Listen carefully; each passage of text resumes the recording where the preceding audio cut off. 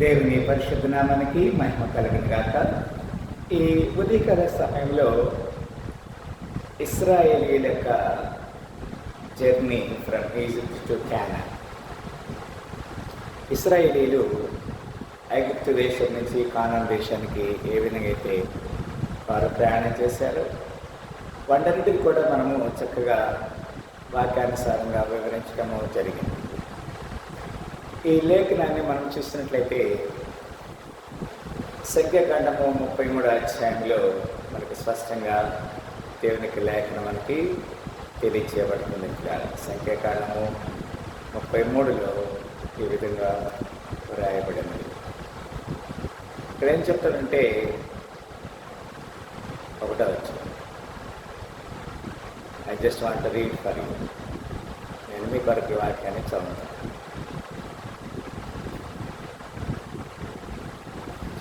మోషే అహరోనుల వలన తమ తమ సేనల చొప్పున ఐగుప్తు దేశంలో నుండి బయలుదేరి వచ్చిన ఇశ్రాయేలు చేసిన ప్రయాణములు ఇవి.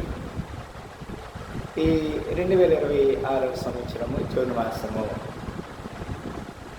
2వ ఆదివారం 14వ తారీఖు సాయంత్రం మనందరం కూడా కొన్ని మాటలు మనం ధ్యానం చేస్తున్నాం.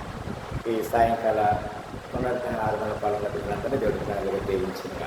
ఇక్కడ మనం కొన్ని మాటలు లేఖనానికి చూస్తున్నట్లయితే లేఖనానుసారంగా ఉదయకాల సమయంలో కూడా మరి ఈ ఏదైతే ఇశ్రాయేలీలు ఈ సీనాయి అరణ్యంలో దాదాపుగా 22 మజిలీలుగా 22 స్టాపులుగా వారు ఆగిన సందర్భాన్ని మనం ధ్యానం చేస్తూ వచ్చాం. దాంట్లో భాగంగా ఉదయకాల సమయంలో దాదాపుగా మరికొన్ని మాటలు మనం ధ్యానం చేస్తాం. ఎక్కడి దాకా ధ్యానం చేస్తామంటే అక్కడ మనం చూస్తున్నాము 18వ మజిలీ వరకు వచ్చి ఆగాము. అక్కడ బ్రాంజ్ సర్పెంట్ గురించి మనం చూస్తున్నాం. బ్రాంజ్ సర్పెంట్ అంటే ఏంటి? ఇత్తడి సర్పం. లుక్ టు క్రీస్తు వైపు చూడాలి. అది మనం చూసినప్పుడు 18వ మజిలీ సంఖ్యాకాండము 21వ అధ్యాయము 4 నుంచి 9 వరకు ఈ మాటలు మనం చూస్తున్నాం. సంఖ్యాకాండము 21వ అధ్యాయము 4 నుంచి ఈ మాటలు మనం చూస్తున్నాం. సంఖ్యాకాండము 21వ అధ్యాయం. ఇక్కడ మనం చూసినట్లయితే వారు ఏ దేశము చుట్టిపోవాలని హూరు కొండ నుండి ఎర్ర సముద్ర మార్గంలో సాగినప్పుడు మార్గాయాసం చేత జనులు ప్రాణము సమస్యలేను. కాగా ప్రజలు దేవునికి మోషేకు విరోధముగా మాట్లాడి, ఈ అరణ్యంలో చచ్చుటకు ఐగుప్తుల నుండి మీరు మమ్మల్ని ఎందుకు రప్పించగలి? ఇక్కడ ఆహారం లేదు, నీళ్ళు లేవు, సవిచారం లేనివి, అన్నము మాకు అసహ్యమైనదని. అందుకు యెహోవా ప్రజల్లోనికి తాపకర్ములైన సర్పములను పంపారు. అవి ప్రజలను కరువగా ఇశ్రాయేలులు అనేకులు చనిపోయేది. కాబట్టి ప్రజలు మోషే వద్దకు వచ్చి, మేము యెహోవాకును నీకును విరోధముగా మాట్లాడి పాపం చేసేది, యెహోవా మా మధ్య నుండి ఈ సర్పములను తొలగించినట్లు ఆయనను వేడుకొనమని.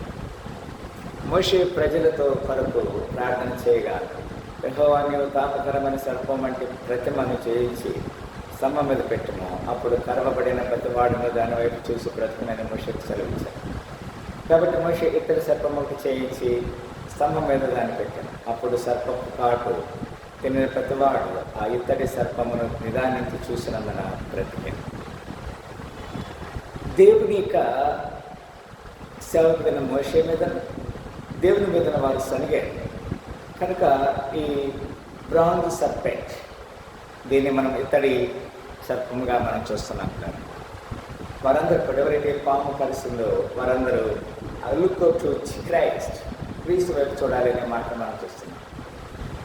తర్వాత మజిలీ వచ్చేసి మనం లేఖనానుసారంగా చూసినప్పుడు 19వ మజిలీగా మనం చూడగలుగుతున్నాం. 19వ మజిలీ ఎక్కడది? మోయాబు గురించి, మౌంట్ మోయాబు గురించి మనం చూడగలుగుతున్నాం.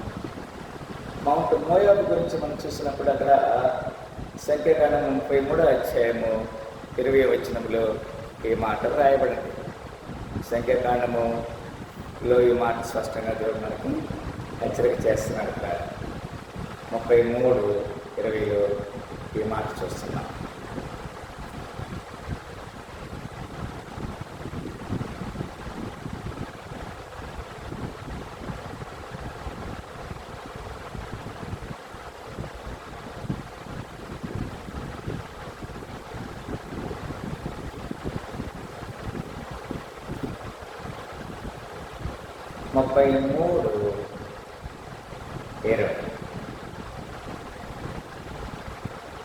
రిమోను పారేసులో నుండి బయలుదేరి లిబ్నాలో దిగిరి, లిబ్నానులో నుండి బయలుదేరి ఎరిసాలో దిగిరి, ఎరిసాలో నుండి బయలుదేరి గెహలాతలో దిగిరి, గెహలాతలో నుండి బయలుదేరి షపేరు కొండ వద్ద దిగిరి, షపేరు కొండ వద్ద దిగి బయలుదేరి హరాదాలో దిగిరి, హరాదా నుండి బయలుదేరి మకేలోతులో దిగిరి. ఇక్కడ ఈ మాటలని మనం చూస్తున్నప్పుడు మనకి చక్కని ఆదరణ కలుగుతూ ఉంటుందన్నమాట. ఇక్కడ అనేక వాక్యాలు, లేఖనాలు దేవుడు మనకి స్పష్టంగా హెచ్చరిక చేస్తున్నాడు. ఇక్కడేమంటాడు? 26 మకేలోతులో బయలుదేరి తహాతులో దిగిరి, తహాతుల నుండి బయలుదేరి తరాపులో దిగిరి, తరాపులో నుండి బయలుదేరి మిత్కాలో దిగిరి, మిత్కాలో నుండి బయలుదేరి అష్మానాలో దిగిరి, అష్మానాలో నుండి బయలుదేరి మెసేరోతులో దిగిరి, మెసేరోతుల నుండి బయలుదేరి బెనయా ఖానులో దిగిరి అంటారు. ఈ మాటలని కూడా మనకు దేవుడు చెప్తున్నటువంటి మాటలు. ఇక్కడ మనం చూసినట్లయితే వారు ఈ చక్కని మోయాబు ప్రాంతానికి దేవుడు వారిని నడిపించిన సందర్భాన్ని మనం చూడగలుగుతున్నాం కదా. బ్రాంజ్ సర్పెంట్ అయిపోయిన తర్వాత మోయాబు ప్రాంతాన్ని ఇక్కడ దేవుడు మనకి హెచ్చరిక చేస్తున్నాడు కదండి. తర్వాత ఇక్కడ మనం చూసినట్లయితే మోయాబు గురించి warning of compromise, warning of compromise. దేవుడు ఒక చక్కని హెచ్చరిక చేస్తున్నాడు అక్కడ మోయాబు గురించి. అంత మాత్రం కాదు, మౌంట్ నెబో గురించి కూడా మనం చూస్తున్నాం. Vision of promise, vision of promise, అది 34 అధ్యాయము 1-4 వరకు ఆ మాట మనం చూడవచ్చు. 34 అధ్యాయం 1-4 వరకు అది చూడవచ్చు కదా. ఇక్కడ ఏం చెప్తాడంటే 34 అధ్యాయం 1-6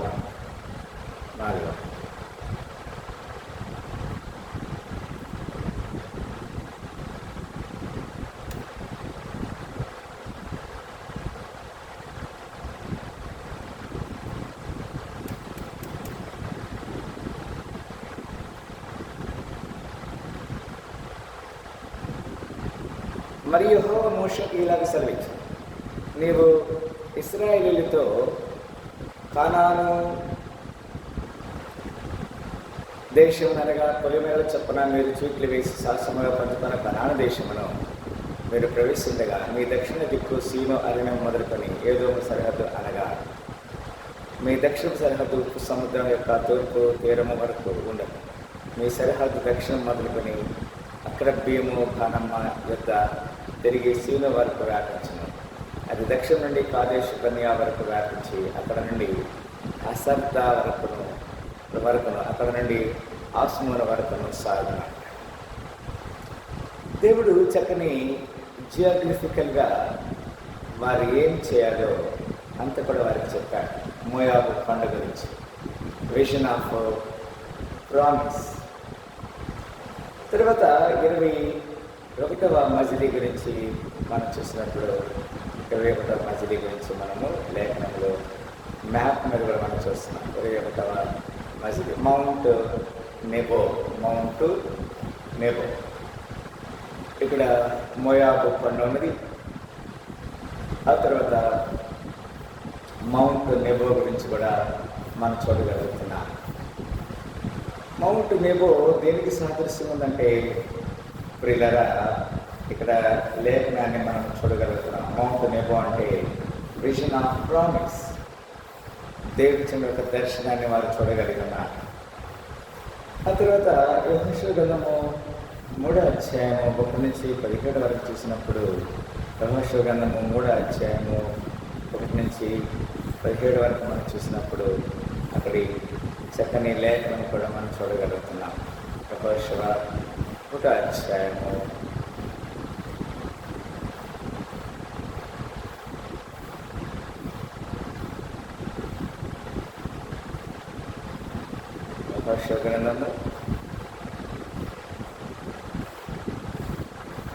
3వ అధ్యాయము 1 నుంచి 17 వరకు.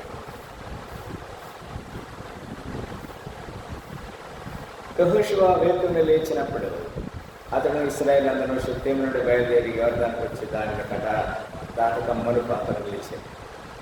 3 దినముల తర్వాత నాయకులు పడంలో తిరిగి జనులకు ఇలాగా ఆరంభించారు. మీరు మీ దేవుని యెహోవా నిబంధన మందసమును యాజకుని లేవీని మోసుకొని పోవటం చూసినప్పుడు మీరున్న స్థలంలో నుండి బయలుదేరి దాన్ని వెంబడి వెళ్ళవలను. మీకుని దానికి 2000 కోల మూరలు ఎడముండవలను. మీరు వెళ్ళి త్రోవ మీరు ఇంతకు ముందుగా వెళ్ళినది కాదు. మీరు దాన్ని గుర్తుపట్టవలను. కనుక ఆ మందసమునకు సమీపంగా మీరు దాన్ని నడవకురాదు. మరి యెహోషువ రేవు యెహోవా మీరు మధ్య అబద్ధం చేయను కనుక మిమ్మల్ని మీరు పరిశుద్ధపరచుకోరని జనులకు ఆజ్ఞ ఇచ్చాను. మీరు నిబంధన మందసమును ఎత్తుకొని ప్రజల ముందర నడవడి. యాజకులు అతడు సెలవీగా వారు నిబంధన మందసమును ఎత్తుకొని ప్రజల ముందర నడిచేది.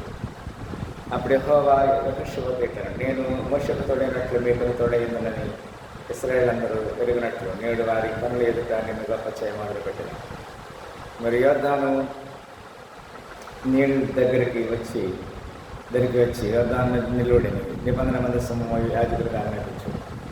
కాబట్టి యెహోషువ మీరు ఇక్కడికి వచ్చి మీ దేవుని యెహోవా మాటలు వినడి. ఇశ్రాయేలుకు ఆజ్ఞాపించి వారి తిట్టాను. సర్వలోకనాథుడు నిబంధన మందసము మీకు యోర్దానుకు దాటపోవచ్చున్నది కనుక చెవుగల దేవుడు మీ మధ్యన ఉన్నాడని ఆయన నిత్యముగా మీ ఎదుట నుండి కనానీలను తీరని వీలను పరిచీలను గిరగాశీలను మోరలను మేబుసీలను వెళ్ళగొట్టమని దీనికి వివరణ మీరు తెలుసుకున్నారు. కాబట్టి ప్రతి గోత్రంలో ఒక్కొక్క మనిషిని ఇశ్రాయేలు గోత్రం నుండి 12 మనుషులను ఏర్పరచుకున్నాడు. సర్వలోకనాథుడు యెహోవా నిబంధన మందసము యాజకులు అధికారులు యోర్దాను నది నీళ్లను ముట్టగానే యోర్దాను నీళ్లు అనగా ఎగువ నుండి వారు నీళ్లు ఆపబడి ఏకరాశిగా నిల్చును. కోతకాలం ముందు యోర్దాను నది గట్ల నీటి మీద పారును. నిబంధన మందసము యాజకులు జనులకు ముందుగా యోర్దానుకు దాటకై జనులు తమ గుడారము నుండి బయలుదేరి. అప్పుడు ఆ మందసము మోయేవారు యోర్దాను దిగిన తర్వాత మందసము యాజకుల కాళ్ళు నీటి అంచున మునగానే పైనుండి పారు నీళ్లు ఒక దూరమున సరేతాను మద్దనున్న అదామను పురమునకు దగ్గర ఏకరాశిగా నిలిచాను. లవణ సముద్రమును అరాబా సముద్రమునకు పారునవి బొత్తిగా ఆపబడింది. జనుడు ఎరుకో ఎదుటను దాటగా యెహోవా నిబంధన మందసము యాజకులు యోర్దాను మధ్య ఆరిన నేలను స్థిరముగా నిలిచారు. జనులందరూ యోర్దాను దాటి తుది మట్టి వరకు ఇశ్రాయేలులందరూ ఆరిన నేల మీద దాటుతూ వచ్చేది. ఇక్కడ ఈ మాట మనం చూసినట్లయితే ఎంత చక్కని అద్భుతం దేవుడు ఇశ్రాయేలు పక్షముగా దేవుడు చేశాడు.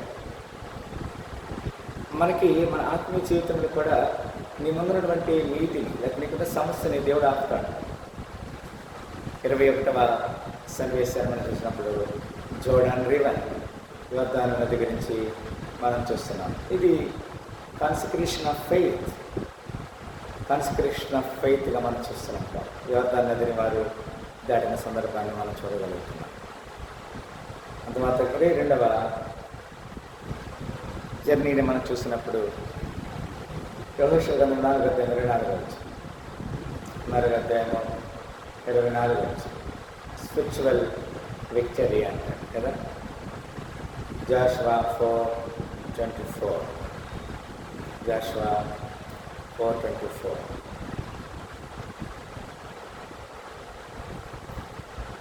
ఈ మాటను మనము చక్కని ఆధారాలతో మనం చూస్తున్నాం.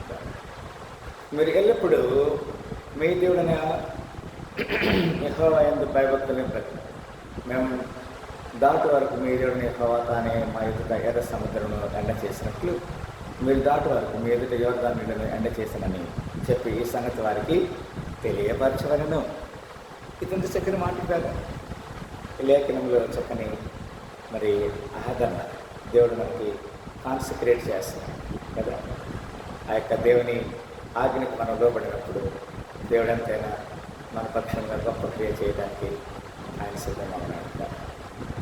మనము దేవుని మాటకు లోబడాలి. we should definitely obey to his will and command. అది దేవుడు మన పరోక్షంగా చేస్తున్న మాటను మనము జ్ఞాపకం చేసుకుంటున్నాం. అంత మాత్రం కాదు, ఇక్కడ దీంట్లో కొన్ని మాటలు దేవుడు మనకు హెచ్చరిక చేస్తాడు. ఇదేం చెప్తుందంటే,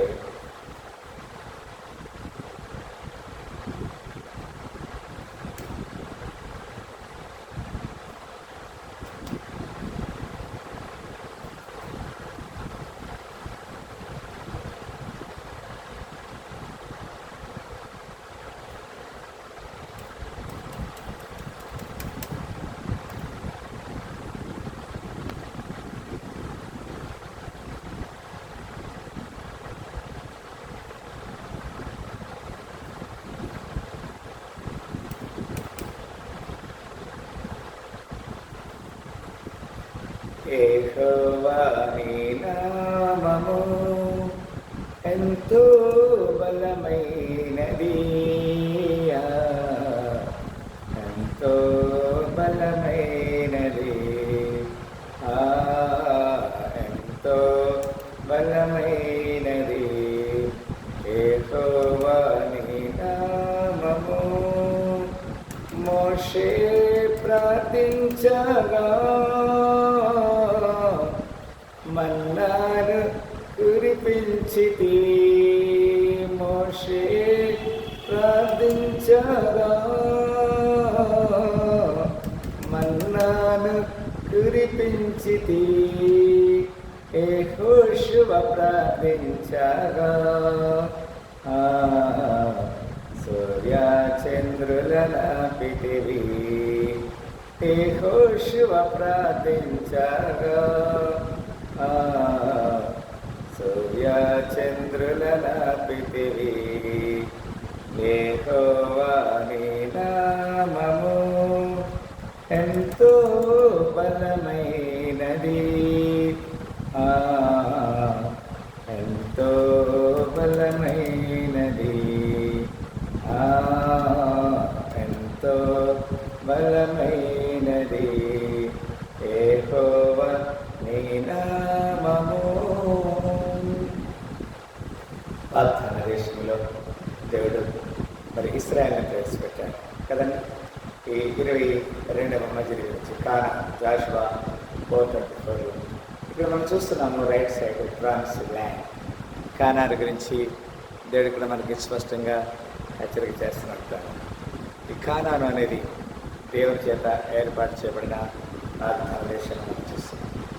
ఈ కానాను దేశంలోకి వెళ్ళినప్పుడు దేవుడు ఇక్కడ కొన్ని విషయాలు మనతో హెచ్చరిక చేస్తున్నాడు.